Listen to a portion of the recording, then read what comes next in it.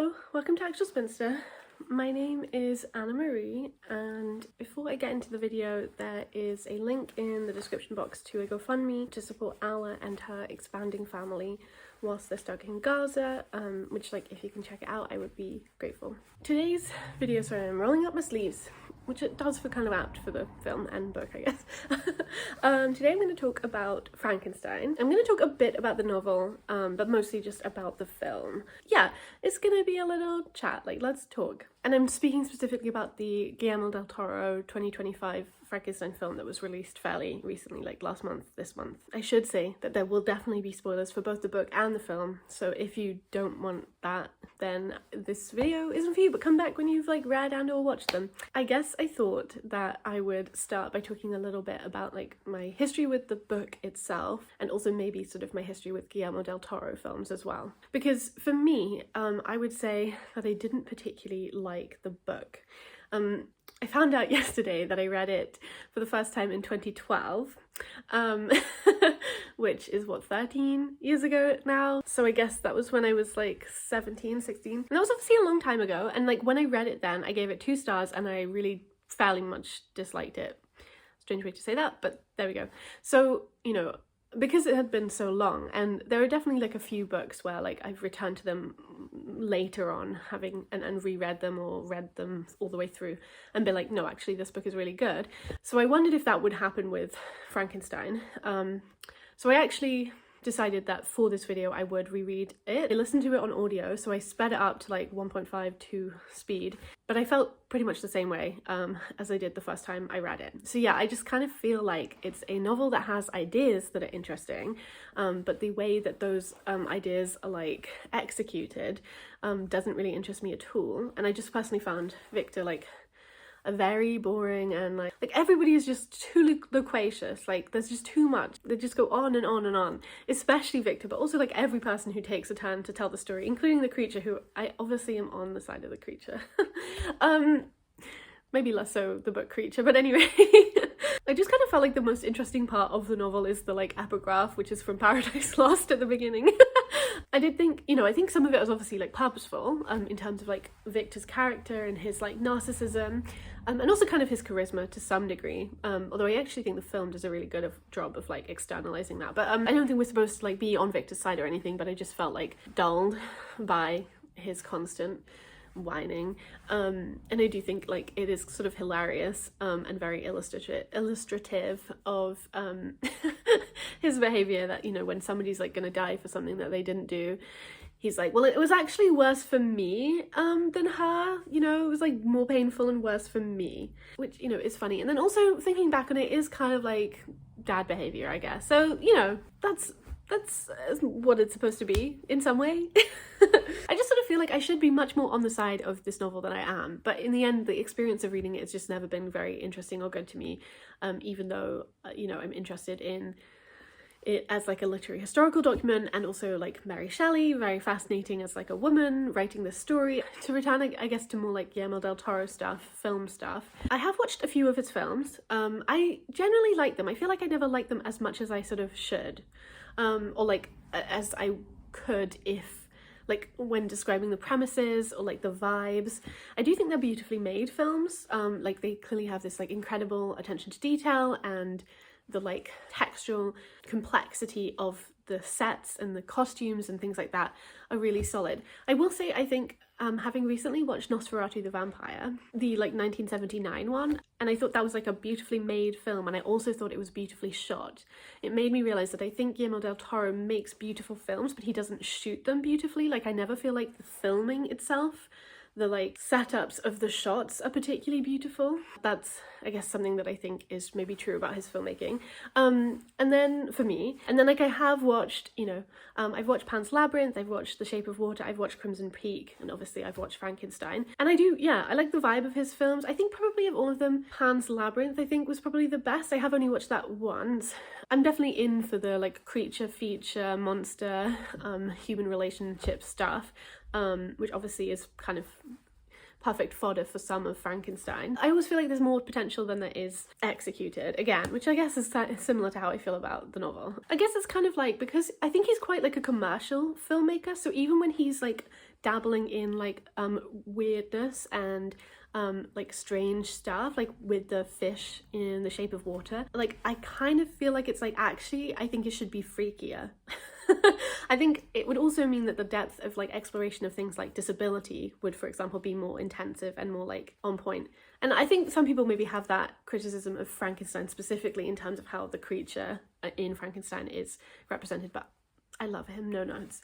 I will talk more about him later. This is all kind of a ramble, sorry, but like I think also there is just like a simplicity to the way that he explores gender dynamics. But I mean, they are like on the table, which I think is good. But like, yeah, I felt that a bit with Pan's Labyrinth for sure, and with Crimson Peak too. But that also meant that I actually felt like I had higher expectations for Frankenstein to be more interesting about gender and gender dynamics than it ended up being. And I was kind of disappointed in that aspect of it.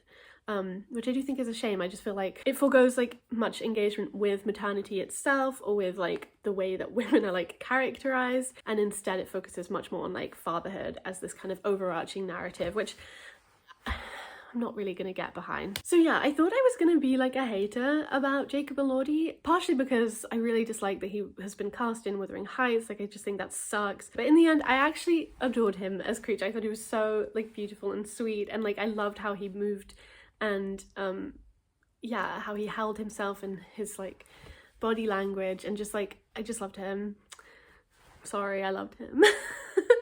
And I do think it's like not that surprising that I loved him, considering my undying AA love for Creature in Lisa Frankenstein, which I, you know, clearly I've been like engaging with quite a lot of like Frankenstein based retellings. I loved also about Creature that like when he's staying with the like old man and he's being the like spirit protector of them, all of the like little mice that rest on him, I think that's like so sweet and like lovely. Obviously like a major kind of departure that this film does with the book is that it changes Creature from having murdered a lot of people to having murdered no people. Suddenly I'm like, is that right? But I'm pretty sure that's right. Whereas obviously in the book, like he's like murdering Frankenstein's family. Like he murders like his 5-year-old brother, he murders his wife, he murders his best friend, you know, and I think that they did that on purpose so that you would be much more sympathetic to the creature, just like wholesale. And you know, I think that's fine. Like I don't feel like bad about the changes or anything. And I think the kind of like little mice resting on him are also part of that sort of like, he's so sweet and he's part of nature and he wouldn't actually hurt anyone. The only reason why he is because people are hurting him, which, you know, is sort of also the takeaway from the book to some degree. I think the film and the novel are about parental desertion, and in the film it's kind of underscored more because there's a kind of like I guess I'm gonna say like a grace period or something, like with Victor and the creature when the creature first like comes alive, where they do get some kind of interactions with each other, and Victor kind of is like I don't know why I did those, but like kind of is trying to like help the creature learn what the creature can do, teach the creature to live, things like that. And like in the book, Frankenstein just immediately runs away when the creature is animated because he's terrified. So he like immediately deserts, as opposed to blowing up the creature after a few weeks of not seeing very much progress, which is also just wild. Like babies take a long time to learn how to do things. Like surely you just animated someone back from the dead, like it's gonna take a while, no? It is dad behavior though, again. I did also kind of feel like some of the ideas about like maternity and sort of like mother wounds and the kind of like parental grief, or like the grief of losing a parent specifically, did kind of surface in the film with like Victor's playing with this like porcelain like model of like a pregnant woman that he is like looking at, and clearly he's thinking about his mother and also his like capacity to like kind of intervene in like birthing in the way that he does, which I did think was kind of interesting. But I just felt like that was like a strand that was like kind of not, you know, I almost feel like it was part of the film like against the wishes of Guillermo del Toro. Like I don't know that it was like supposed to be part of it, because it, you know, the film is about fatherhood and like sons, when like I don't know if that's totally fair to the source material or to just like the complexity of like a parental bond. and what it means to create someone and like what goes into that. I also think like the ending just completely sucked for me. Like I hated the bit where it's like they forgive each other, like I forgive you, blah blah blah, and like he calls him father. Like I just hated that. Like it's so trite. It's just so like tying it all together way too nicely and just like makes the story like so much more simplistic and boring. This is very scattered thoughts, sorry. But I did think it was really hilarious how Victor is like drinking milk throughout the film. Like, who's the real baby, you know? I definitely felt like, I mean, this time because I've read the book on like such fast speed and in like 2 days, it didn't feel so like dragging, but only because I was like speeding my way through it, and even then I was like, okay, let's move through this, come on. But I felt like not quite that level of like wading through it and wanting it to be over as I did with the film, but I do just think it's too long and it should have been cut. Like there's no reason for it to be like 2 hours and 20 minutes or something. Like it could have been much shorter. And I think the structure of the film where they like do like Victor's story and then the creature story, like it's okay, but I sort of wish it flowed a bit better and then was also condensed a little bit more. I think there is just this like grandstanding almost about both of those stories, and maybe that's somewhat part of the point, but I don't know, like just edit it a little bit more. I did love Elizabeth as this kind of beetle character, or like the idea of her as this like beetle character. I do think the film doesn't really know what to do with her really, and like I sort of said, like I'm not really convinced by the characterization of women in this film. In a way I feel like she has to make some like somewhat strange choices and like respond in particular ways in particular scenes because they need her to in order to like animate this sort of like love interest plot. But it's not actually really about her. Like I feel like she's very different in each scene, and she says things in the first scene that you meet her where you're just kind of like, so that's the kind of person you are, and then later on she's talking and you're like, okay, but that seems sort of different from the person that you said you were at the beginning. So just sort of strange there. And the film and clearly the kind of like contemporary takes on Frankenstein do obviously like associate to some degree like women's position with the creature. Like there is a sort of clear reason why maybe if you feel heavily sort of objectified and controlled in your day-to-day life, you might identify with this creature who's like infantilized and chained up in some cases, and her closeness and her feeling of connection with the creature is like, I love that. I think it's really beautiful.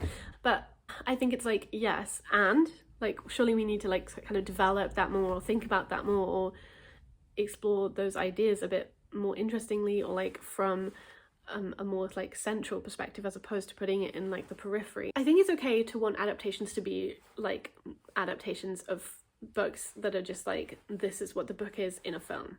I also think it's okay to take the books, as long as you like do understand what is in them, and then radically alter them in your retellings and rework them in ways that like meaningfully and deeply engage with like the, you know, ideas in the novel or the plot points or the like position in society and history the book is, and change them via your retelling or your adaptation.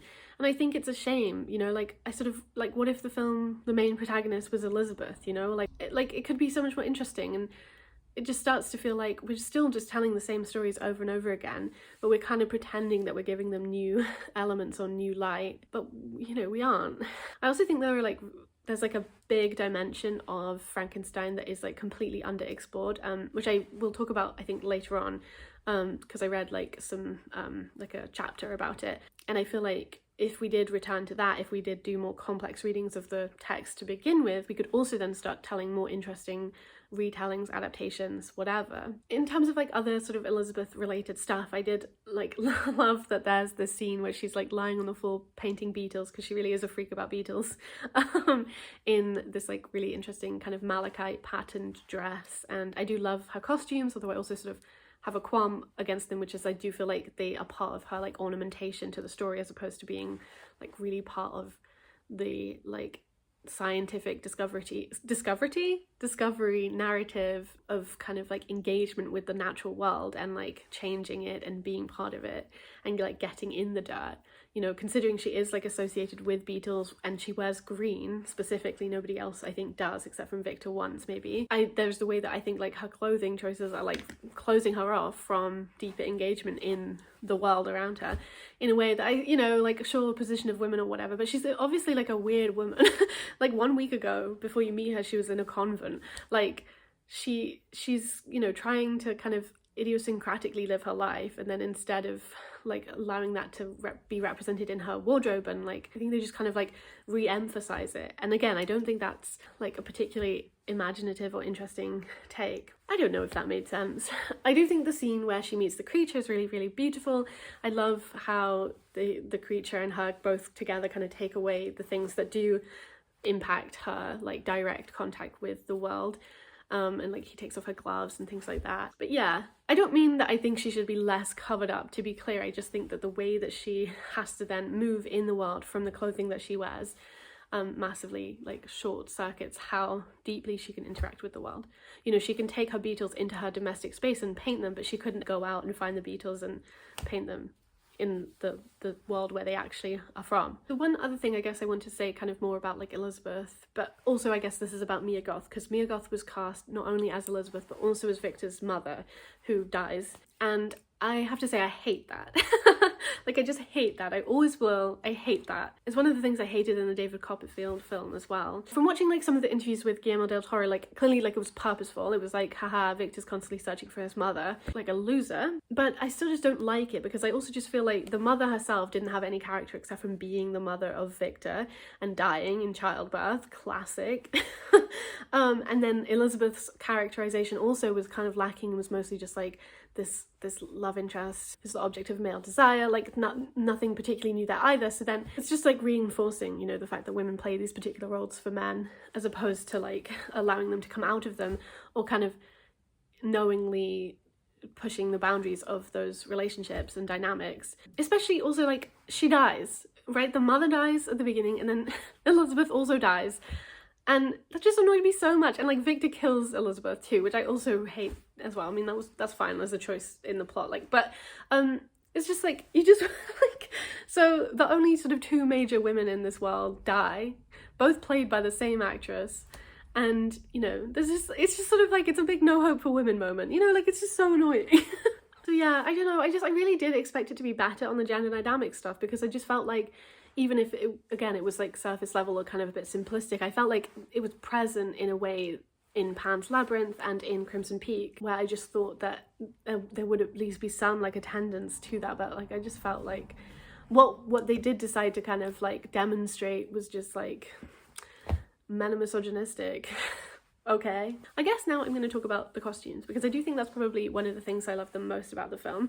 I also think it's maybe one of the things that like pulled me more into the world of it too, which I think is kind of important for films like these, because I do think the like intricacy of their creations is like part of their delight in terms of watching them, even if like plot-wise or whatever you're not particularly sold.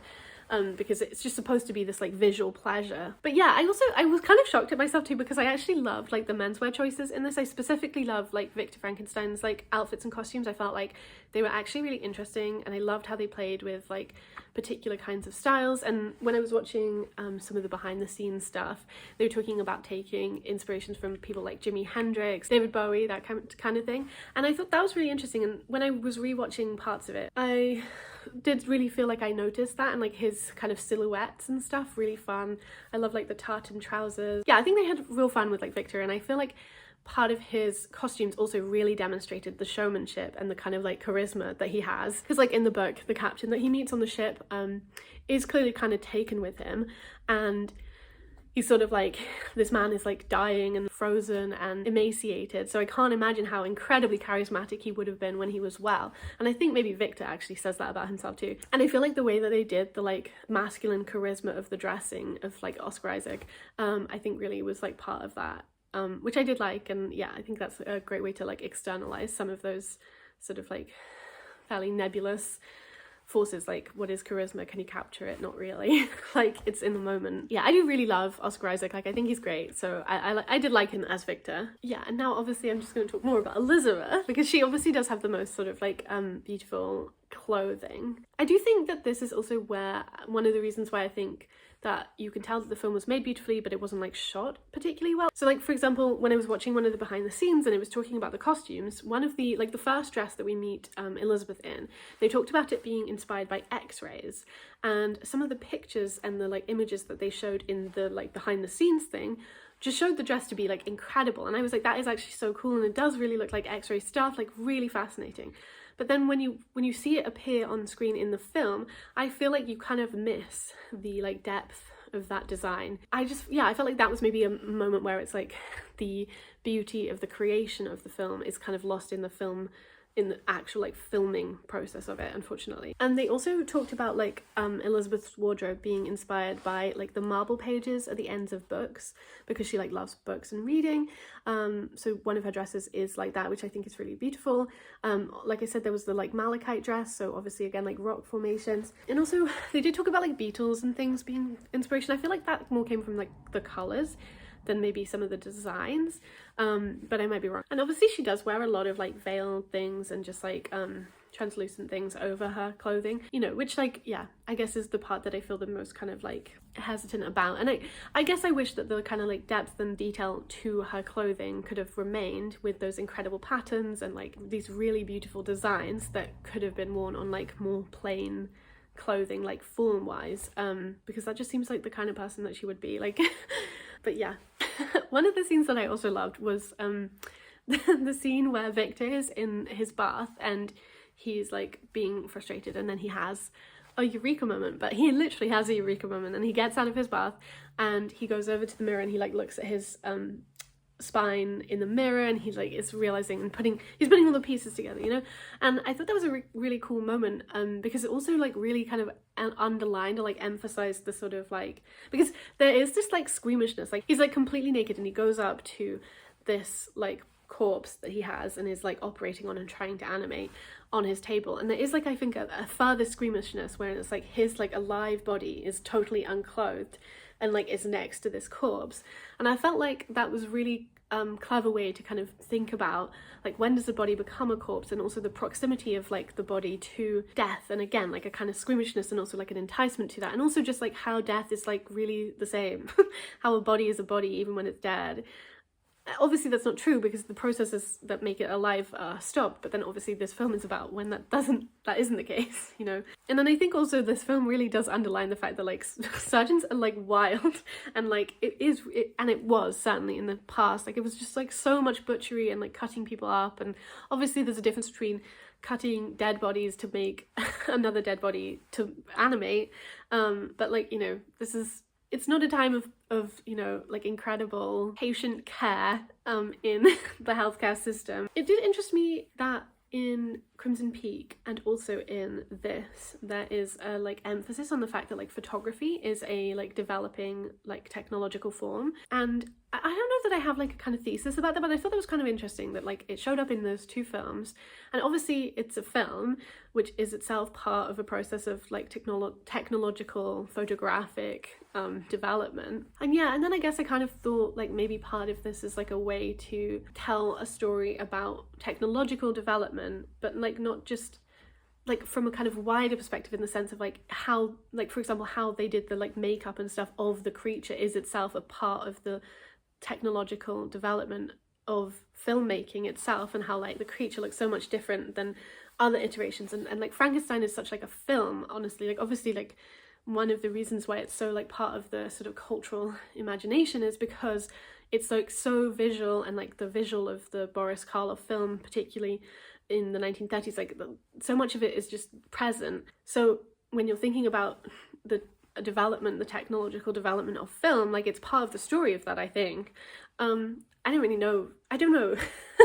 But I just kind of felt like maybe that was sort of part of some of the story that this was trying to explore.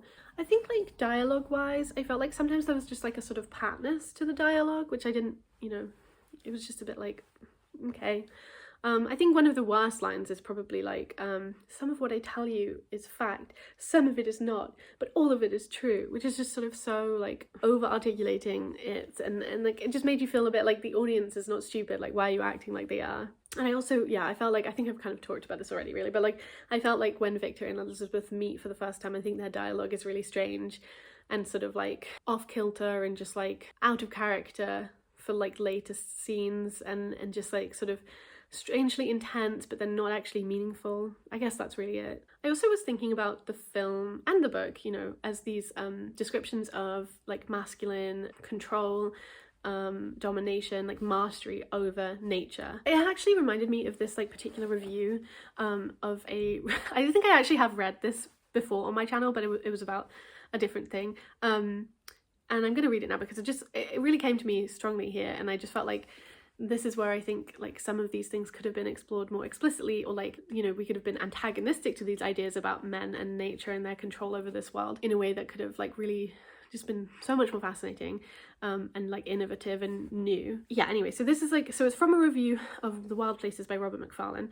It's by Kathleen Jamie. I was going to read the quote, but then I also do think that there is like this difference, right, between like Victor's approach to the natural world and Elizabeth's like approach and herself. She dies, like, so there is this sense of like it's not actually a viable way forward, but it's also she dies because of Victor's behavior. So it's not that it's like completely kind of nullified, but it still feels like it's not given actual time to breathe or be explored properly. We just get these like brief moments of beautiful interactions between Elizabeth and the creature, and between Elizabeth and just kind of like her joy at the world. I guess it's kind of like the sense of like the wildness, the strangeness in others, like the newness in others is something to like engage with and interact with and communicate with, as opposed to like dominate and control and stop and hurt. This is the quote. So, waiting to be discovered is a wildness which is smaller, darker, more complex and interesting, not a place to stride over, but a force requiring constant negotiation.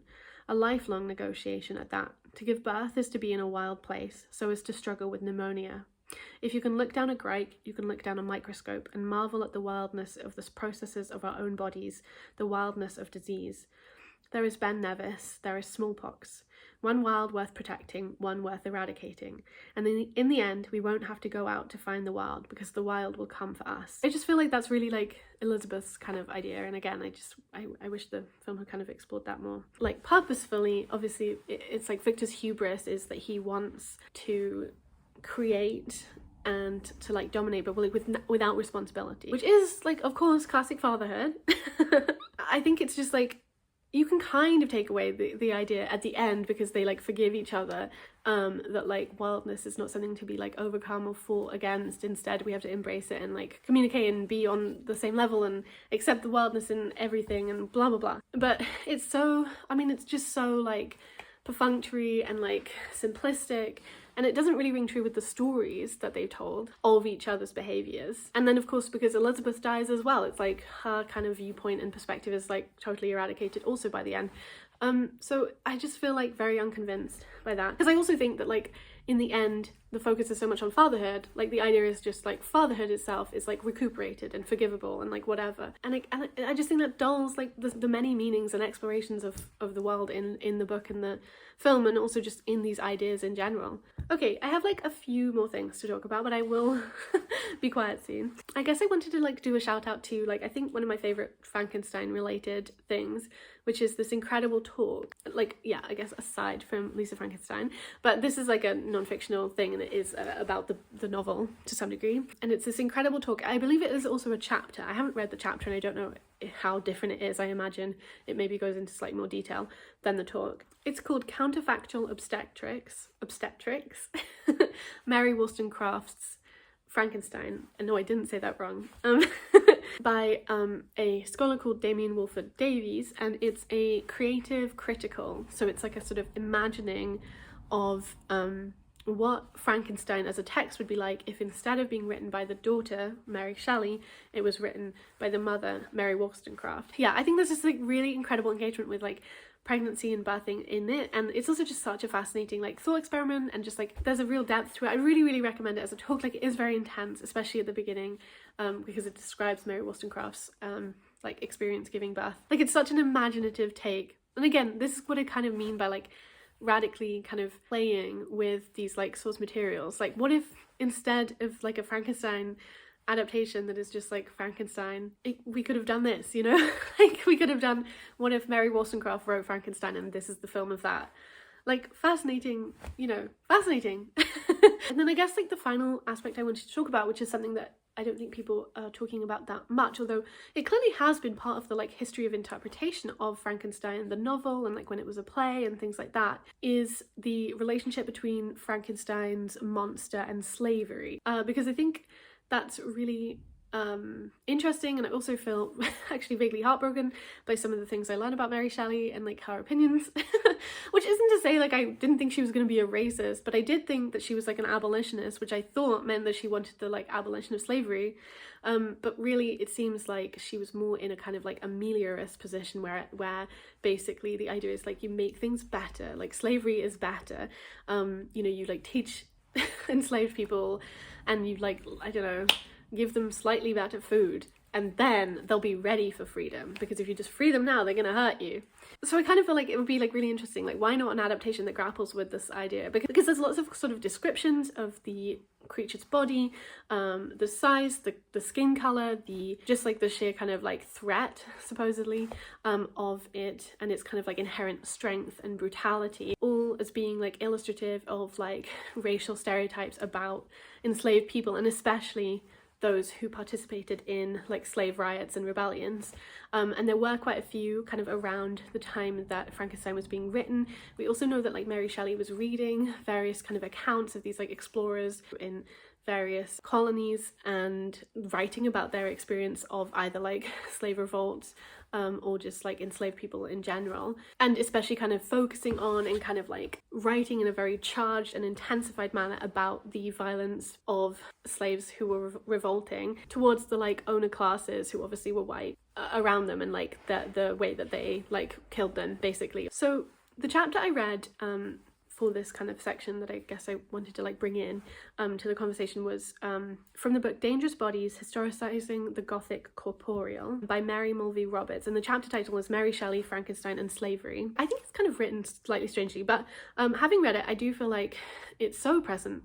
And like I read this after having finished rereading the novel, and I just feel like, yeah, this is so blatantly part of the story that is being told here. You know, I think often with stuff like this, there's like a fight for like the one singular interpretation of the text, and clearly I don't think that's a particularly fruitful way to look at literature. I think, you know, there are certainly readings that are more validated by close reading, for example, than others, or like more convincing to me generally, or like whatever, but generally words, books, stories don't have one singular meaning, right? You can take away lots of things from them. But I do think that this is like a major thing that you could take away from Frankenstein. And there do seem to be a lot of kind of like purposeful overlaps between, like I said, kind of descriptions of enslaved people's behaviors, bodies, stereotypes around enslaved people's behaviors that are then put onto Frankenstein's monster, and sometimes almost like explicitly engaged with, in the sense of like sometimes they use the language of like, I am your slave, you are my master. The chapter specifically says that there was a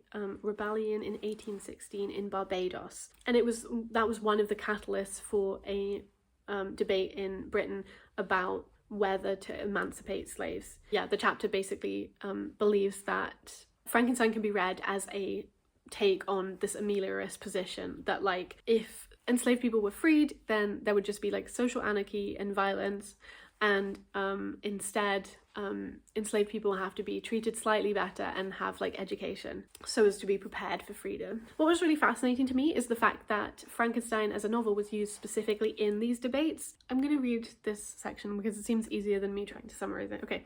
On 16th of March 1824, Mary Shelley was brought indirectly into the debate by the Foreign Secretary and leader of the House of Commons, George Canning, an abolitionist and an ameliorist, who used her fictional creation as propaganda against the immediate emancipation of slaves. With the Prime Minister, Lord Liverpool, he introduced amendments to a bill for the gradual extinction of slavery, which effectively disabled its immediate progress by putting decisions in the hands of pro-slavery colonial governing assemblies. And then basically this is what Canning said, generally. that was referencing Frankenstein. We must remember that we are dealing with a being possessing the form and strength of a man, but the intellect only of a child. To turn him loose in the manhood of his physical strength, in the maturity of his physical passions, but in the infancy of his uninstructed reason, would be to raise up a creature resembling the splendid fiction of a recent romance, the hero of which constructs a human form with all the corporeal capabilities of man, and with the thews and sinews of a giant, but being unable to impart to the work of his hands a perception of right and wrong, he finds too late that he has only created a more than mortal power of doing mischief, and himself recoils from the monster which he has made. Such would be the effect of sudden emancipation. Yeah, the part where I felt sad about Mary Shelley was that as the chapter goes on to like illustrate, Mary Shelley was like aware of the reference to Frankenstein that the Foreign Secretary or whatever he was mentioned, and she liked it a lot. This is what she said. This is in a letter to her friend Edward John Trelawney. They are introducing some amelioration in the state of the slaves in some parts of the West Indies. During the debate on that subject, Canning paid a compliment to Frankenstein in a manner sufficiently pleasing to me. And then a few years after that, she was telling another friend in Italian, Teresa Giacchioli? Sorry. Did you know that Canning praised my Frankenstein in honourable terms in the House of Commons? Extremely pleasing to me. And, you know, she seemed very, like, pro-Canning, who obviously himself had a particular position on slavery. Yeah, so, like, I would really recommend that chapter for just, like, a more, like, in-depth discussion, and there's lots of references to both other material, like other like novels and things, and then also other like historical moments as well. And it also just seems like it was more and more kind of taken for granted that Frankenstein's monster was like a racialized person. I think in a play there's like a drawing of the monster as being like an African tribesman. So clearly people's interpretations of the text were about, you know, enslavement and racial hierarchy. I'm obviously not saying that we should have like a pro-slavery adaptation of Frankenstein, but I think like a way to explore this text in a new way would be to think more about some of the like racial constructions in it and its consequences and connections to like the history of the slave trade. I hope that was like interesting. I would love to hear your thoughts about Frankenstein, either the novel or the film or both together, or the chapter that I mentioned, or your interpretation of Frankenstein. I was actually talking with Mari and I realized like I think what would have been really good is if Guillermo del Toro did a play that's not right a play. I was like, actually it would have been great if Guillermo del Toro had directed Poor Things, because I think he could have made a much better film than Yorgos Lanthimos did. I know I had some like issues with his representation of women in this, but I do think he's like, yeah, anyway, whatever. I don't think he would have completely like fumbled the takeaway from Poor Things like Yorgos Lanthimos did. I kind of wish like a woman director had directed this. You know, male directors. I'm always saying they're just everywhere. Yeah, I don't know. I just kind of feel like he could have done a much better job with Poor Things, and it would have been a like beautifully intricately made film, which is kind of like how the book is. It's like beautifully intricate and so macabre. Like, I think that's perfect, but obviously that's not how time works and it's already happened, so. Okay, well, I will leave things that I mentioned in the description box, including a link to that GoFundMe I mentioned, and I hope you're having a good day when you're watching this. Like I said, I definitely would be interested to hear your thoughts, so please do let me know, and I will talk to you when I next talk to you. Bye!